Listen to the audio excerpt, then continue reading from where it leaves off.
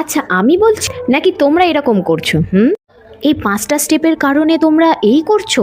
হ্যাঁ ঠিকই বলছি, এই 5টা স্টেপ ভুল করার কারণে তোমরা নিজেদের লুকগুলোকে এইভাবে করে ফেলছো। নিজের বসন্ত লুক ক্রিয়েটের সময় যদি তোমরা অ্যাস্থেটিক থেকে অস্থেটিক হয়ে যাও তাহলে তো আর কিছু বলার নেই। তোমাদের আজ আমি দেখাবো এই 5টা জিনিসের মিস্টেক থেকে দূর হওয়ার ফলে তোমার এই অস্থেটিক লুকটা কীভাবে অ্যাস্থেটিকের দিকে চলে। ওয়েলকাম টু বসন্ত সিরিজের 1 এপিসোড। আজকের বসন্ত লুকের জন্য আবারও চলে এসেছে তোমাদের এমলি গ্ল্যাম একটা ছোট্ট মিনি ব্লগ নিয়ে। ফার্স্টে মুখটাকে আগে ভালো করে ক্লিন করে নিতে হবে। সেকেন্ড স্টেপ, যেটা তোমাদেরকে বুঝালেও তোমরা বোঝো না, এই গরমেতে সানস্ক্রিনটা তো দরকার, সেটা তো মুখে লাগাতে হবে, না হলে তো অন্যরকমই দেখতে লাগবে না। তাই একটা ভালো সানস্ক্রিন মাথায় ঢুকিয়ে নাও, এই সানস্ক্রিনটা মুখে লাগাও, বুঝলে?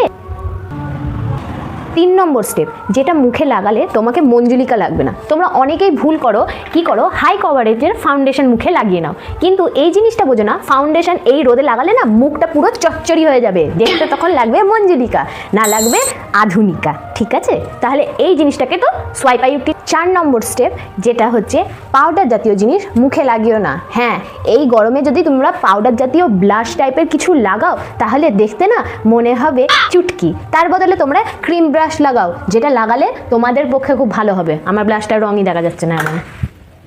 জাস্ট কি 5 নম্বর স্টেপ, এবং এটা লাস্ট নম্বর স্টেপ, যেটা তোমরা সবাই ভুল করে থাকো, সেটা হচ্ছে তোমরা লুজ পাউডার লাগিয়ে ফেলো। এই রোদে না লুজ পাউডার লাগালে মুখ থেকে ঝরে ঝরে পড়বে, খুশকি যেরকম তোমার চুল থেকে ঝরে ঝরে পড়ে।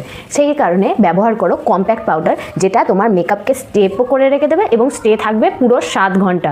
আমি ইউজ করে রেখেছি, তো তোমরাও ইউজ করতে পারো। And this is my final look.